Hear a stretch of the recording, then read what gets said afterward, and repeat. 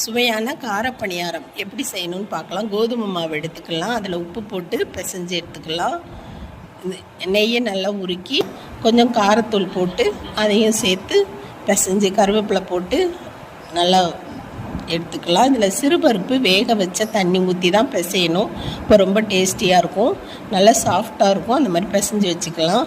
அப்புறம் சின்ன சின்ன உருண்டைகள் ஆக்கி நல்லா சப்பாத்தி கல்லில் வச்சு தேய்ச்சி எடுத்துக்கலாம். ரவுண்டாக ஆகிறதுக்காக இந்த மாதிரி டம்ளரில் எடுத்துக்கலாம்.